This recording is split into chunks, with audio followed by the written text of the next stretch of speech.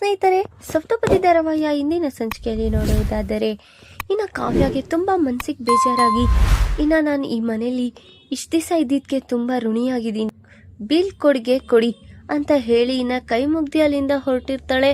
ಈ ಕಡೆ ನೋಡಿದ್ರೆ ರಾಜ್ ಹಾಗೆ ಮೌನವಾಗಿ ನಿಂತಿರ್ತಾನೆ. ಅಷ್ಟೊತ್ತಿಗೆ ಅವ್ರ ಅಜ್ಜಿ ಮತ್ತೆ ಸ್ವಪ್ನ ಎಲ್ಲ ಕೈ ಹಿಡ್ದು ತಡಿತಿದ್ರು. ಪರವಾಗಿಲ್ಲ, ನಾನು ಹೊರಟೋ ಟೈಮ್ ಬಂದಿದೆ, ನಾನು ಹೊರಡ್ತೀನಿ ಅಂತ ಅವಳು ಹಿಂದೆ ಮುಂದೆ ನೋಡ್ದಿರ ಅಲ್ಲಿಂದ ಹೊರಟಿರ್ತಾಳೆ. ಈ ಕಡೆ ನೋಡಿದ್ರೆ ನಾಗವೇಣಿ ಮತ್ತೆ ರಾಹುಲ್ ಇಬ್ರು ಸಂತೋಷ ಪಡ್ಕೋತಾ ಇರ್ತಾರೆ. ಅಯ್ಯೋ ಭಾವ, ಇಲ್ಲಿ ಏನ್ ನಡೀತಿದೆ? ಅಲ್ಲ, ನಮ್ಮ ಮೊಮ್ಮಗಳು ಮನೆ ಬಿಟ್ಟು ಹೋಗ್ತಿದ್ದೀನಿ ಅಂತಿದ್ದಾಳೆ, ಇದಕ್ಕೇನೋ ಪರಿಹಾರ ಇಲ್ವಾ ಭಾವ ಅಂತ ಕೇಳ್ತಾ ಇರ್ತಾರೆ. ಆಗ ಈಗ ನಾನು ಏನೂ ಮಾಡಕ್ಕಾಗ್ದಿರೋ ಸ್ಥಿತಿಲಿ ಇದೀನಿ ಚಿಟ್ಟಿ. ಈಗ ನಾನು ಕುರುಡಂತ ಧೃತರಾಷ್ಟ್ರನ್ ತರ ನಾನೀಗ ಕಣ್ಣಿಗೆ ಬಟ್ಟೆ ಕಟ್ಕೊಂಡಿದ್ದೀನಿ. ಇವ್ರು ಏನೇನ್ ಮಾಡ್ತಿದಾರೋ ಅದಕ್ಕೆ ತಲೆವಾಗ್ಬೇಕಾಗುತ್ತೆ ಅಷ್ಟೇ ಅಂತ ಹೇಳ್ತಿದ್ದಂಗೆ ಸ್ವಪ್ನ ಕೈ ಹಿಡ್ದಿ ತಡಿತಾ ಇರ್ತಾಳೆ. ಅಕ್ಕ ಬಿಡು ಅಂತ ಹೇಳಿ ಸೀದಾ ಹೊಸ್ಲಿಂದ ಹೊರಗಡೆ ಕಾಲಿಟ್ಟೇ ಬಿಡ್ತಾಳೆ. ನೋಡಿದ್ರೆ ಕಾವ್ಯ ಹಾಗೆ ಹೊರಡ್ತಾ ಇರ್ತಾಳೆ. ಈ ಕಡೆ ನೋಡಿದ್ರೆ ರಾಜ್ನ ತಡಿಯೋಣ ಅಂತ ಅವ್ರ ಅಪ್ಪ ಹೋದ್ರು. ಅವನ್ ಮಾತ್ರ ತೆಗ್ದೆ ಮತ್ತೆ ಅವನು ಸಹ ಅವನ್ ರೂಮ್ ಒಳಗ್ ಹೋಗ್ತಾನೆ.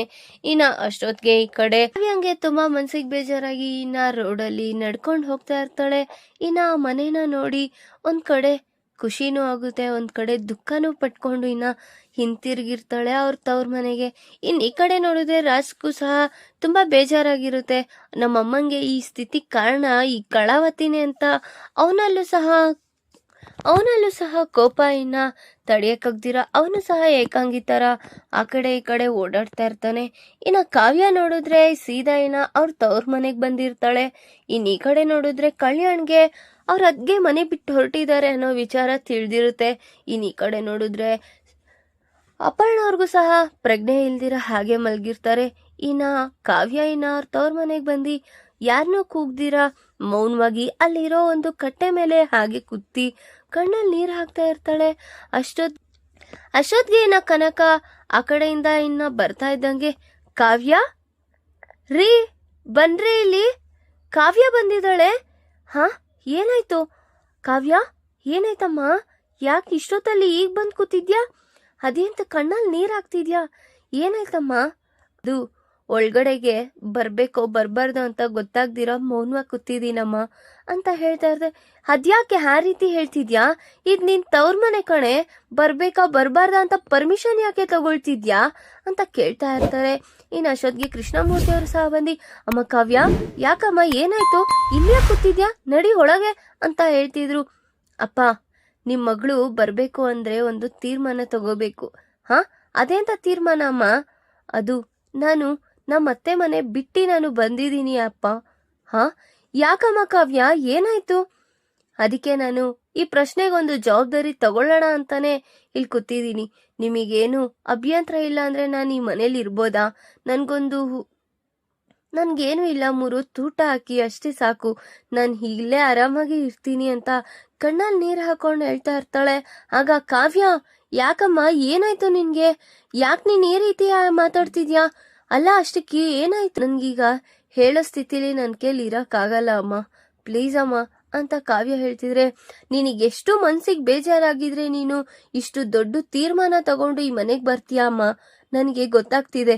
ನೀನ್ ಅದಕ್ಕೆಲ್ಲ ಅಳ್ಬೇಡ. ಇದು ಅಷ್ಟಕ್ಕೂ ಇದು ನಿನ್ ತವ್ರ ಮನೆ, ನಿನ್ನ ಬರ್ಬೇಡ ಅಂತ ಕಟ್ಟಾಕಿರೋದ್ ಯಾರು? ಯಾವಾಗಾದ್ರೂ ಬಾ, ಧಾರಾಳವಾಗೇ ಇರು ಅಂತಾನೆ ತಾನೇ ಹೇಳಿದೀನಿ. ನಿನ್ಗೆ ಇಷ್ಟು ಮನ್ಸಿಗೆ ಬೇಜಾರಾಗಿದೆ, ಫಸ್ಟ್ ನಡಿ ಒಳಗ್ ಹೋಗೋಣ ಅಂತ ಹೇಳ್ತಿದಂಗೆ, ಕಾವ್ಯ ನೀನು ಅಷ್ಟೆಲ್ಲ ಯೋಚನೆ ಮಾಡ್ಬೇಡ, ಇದು ನಿನ್ಗೆ ಅಷ್ಟೆಲ್ಲ ಯೋಚನೆ ಮಾಡ್ಬೇಡ, ಇದು ನಿನ್ ತವ್ರ ಮನೆ, ಯಾವಾಗಾದ್ರೂ ಬರ್ಬೋದು, ಯಾವಾಗಾದ್ರೂ ಹೋಗ್ಬೋದು. ಅಷ್ಟಕ್ಕೂ ಅಲ್ಲ ಅಮ್ಮ, ಈ ಮನೇಲಿ ಅಧಿಕಾರ ಇರೋದು ನಿನಗೆ. ಏಂತಕಂದ್ರೆ ಈ ಮನೇನ ಆ ಸೇಟು ಅವ್ರು ಕಿತ್ಕೋಬೇಕಾದ್ರೆ ನೀನು ಕಷ್ಟಪಟ್ಟಿ ಆ ವಿಗ್ರಹಗಳಿಗೆಲ್ಲ ಬಣ್ಣ ಹೊಡೆದು ಈ ಮನೇನ ನಿಲ್ಸಿದ್ಯಾ, ಅದನ್ನ ಮರಿಬೇಡ. ಇದು ನೀನ್ ಕಟ್ಟಿರೋ ಗೂಡು, ಇದು ನಡಿ ನೀನು ಒಳಗೆ ಅಂತ ಹೇಳಿ ಅವ್ರ ಅಪ್ಪ ಅಮ್ಮ ಸೀದಾ ಕಾವ್ಯನ ಮನೆಯೊಳಗೆ ಕರ್ಕೊ ಬರ್ತಾ ಇರ್ತಾರೆ.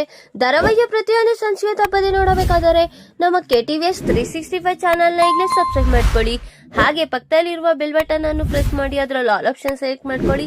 ಇದರಿಂದ ನಾವು ರಿಲೀಸ್ ಮಾಡುವಂತಹ ಸಂಚಿಕೆ ಅಪ್ಡೇಟ್ ನೋಟಿಫಿಕೇಶನ್ ಸಿಗುತ್ತೆ.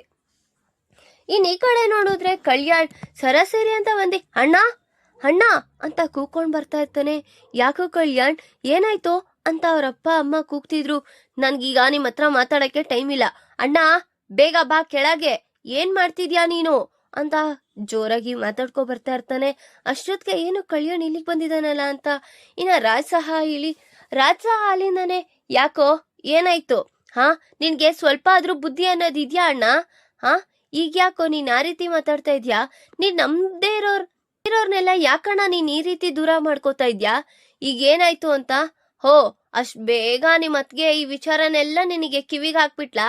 ಯಾರೋ ಏನೋ ಹಾಕ್ಬೇಕನ್ನೋದು ನನಗ್ ಗೊತ್ತಿಲ್ಲ ಅನ್ಕೋಬೇಡ. ನನಗೆ ನಮ್ಮ ಅತ್ಗೆ ಯಾವ ವಿಚಾರನೂ ತಿಳಿಸಿಲ್ಲ. ಸ್ವಲ್ಪ ಕರೆಕ್ಟ್ ಆಗಿ ಮಾತಾಡೋದನ್ನ ಕಲಿಯೋಣ ಅಂತ ಹೇಳ್ತಿದಂಗೆ ಯಾಕೋ ಈ ರೀತಿ ಮಾತಾಡ್ತಾ ಇದ್ಯಾ ಅಂತ ಅವ್ರಪ್ಪ ಬೈತಾ ಇರ್ತಾರೆ. ನನ್ನ ಕ್ಷಮಿಸ್ಬಿಡು ಅಣ್ಣ, ನಾನ್ ನಿನ್ ತಮ್ಮನೇ ಆಗಿರ್ಬೋದು, ಆದ್ರೆ ನಮ್ಮ ಅತ್ಗೆಗೆ ಈ ರೀತಿ ಆಗಿದೆ ಅಂತ ನಾನ್ ಮೌನವಾಗಿ ಹೇಗಿರ್ಲಿ? ಅಷ್ಟಕ್ಕೂ ಅವರು ನನ್ಗೆ ತಾಯಿ ಸಮಾನ. ಯಾಕೆ ನೀನ್ ಈ ರೀತಿ ನಮ್ಮ ಅತ್ಗೆಗೆ ಮಾಡಿದ್ಯಾ? ಮನೆ ಬಿಟ್ಟು ಕಳ್ಸಿದ್ಯಲ್ಲ, ನಿನಗ್ ಸ್ವಲ್ಪನೂ ಬೇಜಾರಾಗ್ತಾ ಇಲ್ವಾ? ಅಷ್ಟಕ್ಕೂ ನನಗೂ ಮತ್ತೆ ನಮ್ಮ ಅತ್ಗೆಗಿರೋ ವ್ಯತ್ಯಾಸ ಇನ್ನೇನಿದೆ?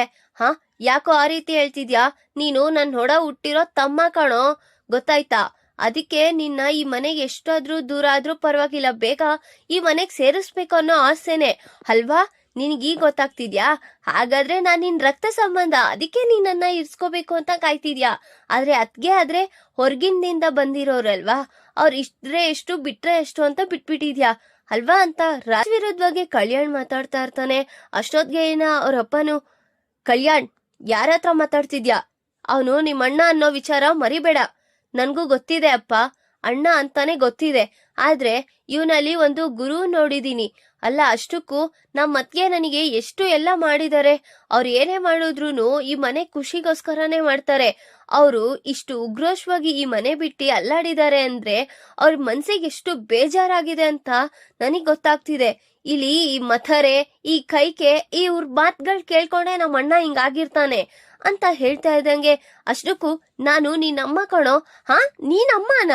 ಫಸ್ಟು ಅಮ್ಮನ್ ತರ ಇರೋದ್ನ ನೆಟ್ಟಕ್ ಕಲಿ ಅಂತ ಧನಲಕ್ಷ್ಮಿ ಅವ್ರಿಗೆ ಹೇಳ್ತಿದಂಗೆ, ಯಾಕ್ ಕಲ್ಯಾಣ್ ಆ ರೀತಿ ಮಾತಾಡ್ತಿದ್ಯಾ? ನಿಮ್ಮಮ್ಮ ಕಣೋ ಅವ್ರು ಅಂತ ರಾಜ್ ಸಹ ಹೇಳ್ತಾ ಇರ್ತಾನೆ. ಹೌದು, ನನ್ಗೂ ಗೊತ್ತಿದೆ ಅಮ್ಮ ಅಂತ. ಅವರು ಯಾವ ರೀತಿ ಇಟ್ಕೊಂಡಿದ್ದಾರೆ ಅಂತಾನು ನಂಗೆ ಗೊತ್ತಿದೆ. ಅಣ್ಣ, ನೀನ್ ಮಾಡ್ತಾ ಇರೋದು ತಪ್ಪು. ಫಸ್ಟು ಅತ್ಗೆನ ಈ ಮನೆಗೆ ಹಿಂತಿರುಗ್ಸು, ಇಲ್ಲ ಅಂದ್ರೆ ಸರಿ ಇರಲ್ಲ ನೋಡು ಅಂತ ಹೇಳ್ತಿದ್ರು. ನಾನ್ ಯಾವ್ದೇ ಕಾರಣಕ್ಕೂನು ನಿಮ್ ಅತ್ಗೆನ ಈ ಮನೆಗ್ ಕರ್ಕೊ ಬರಲ್ಲ ಕಣೋ ಅಂತ ವ್ಯಕ್ತಿಯಿಂದಾನೇ ನಮ್ಮಮ್ಮನ್ಗೆ ಇಷ್ಟು ಅನಾಹುತ ಆಗಿದೆ. ಅಷ್ಟಕ್ಕೂ ನಿನ್ಗೆ ನಿಮ್ ದೊಡ್ಡಮ್ಮನ್ಗೆ ಈ ರೀತಿ ಆಗಿದೆ ಅಂತ ನೋವಿದೆ, ಆದ್ರೂ ನೀನು ನಿಮ್ ಅತ್ಗೆನ ಬಿಟ್ಕೊಡ್ತಾ ಇಲ್ಲ ನೋಡು. ಯಾಕೋ ಈ ರೀತಿ ಆಗಿದ್ಯಾ? ಬೇಡದೇ ಇರೋ ಸುದ್ದಿನ ನಮ್ಗ್ಯಾಕೋ? ಹೋದ್ರೆ ಹೋಗ್ಲಿ ಬಿಡೋ, ಹಾಳಾಗಿ ನಮ್ಗೇನೋ ಅಂತ ರಾಜ್ ಹೇಳ್ತಿದ್ದಂಗೆ ಈ ಕಡೆ ಕಲ್ಯಾಣ್ಗೆ ತುಂಬಾ ಬೇಜಾರಾಗ್ತಾ ಇರುತ್ತೆ. ಈಗ ಕಲ್ಯಾಣ್ ಹೇಗಾದ್ರೂ ಮಾಡಿ ಅವ್ರ ಅತ್ಗೆನ ಮನೆಗೆ ಹಿಂತಿರುಗಿಸ್ಬೇಕು ಅನ್ಕೊಂಡಿದಾನೆ. ಇನ್ನ ರಾಜ್ ನೋಡಿದ್ರೆ ಪಟ್ಟಿಡ್ದಿರಂಗೆ ಅವಳಿಗೂ ನನ್ಗೂ ಯಾವ್ದೇ ರೀತಿ ಸಂಬಂಧ ಇಲ್ಲ ಅನ್ನೋ ರೀತಿ ಮಾತಾಡ್ತಿದ್ದಾನೆ. ಈಗ ಕಾವ್ಯ ಮತ್ತೆ ಅವ್ರ ಅತ್ತೆ ಮನೆಗೆ ಹಿಂತಿರುಗ್ತಾಳ ಅಥವಾ ಏಕಾಂಗಿ ಜೀವನನೇ ತವ್ರ ಮನೇಲಿ ನಡೆಸ್ತಾಳ ಅನ್ನೋದನ್ನ ಮುಂದಿನ ಭಾಗದಲ್ಲಿ ತಿಳಿಸ್ಕೊಡ್ತೀನಿ. ಈ ವಿಡಿಯೋ ಶೇರ್ ಲೈಕ್ ಮಾಡಿ, ನಿಮ್ಮ ಫ್ರೆಂಡ್ಸ್ ಹಾಗೆ ನಿಮ್ಮ ರಿಲೇಟಿವ್ಸ್ಗೂ ಶೇರ್ ಮಾಡಿ ಅಂಡ್ ಕಮೆಂಟ್ ಮಾಡಿ. Thanks for watching.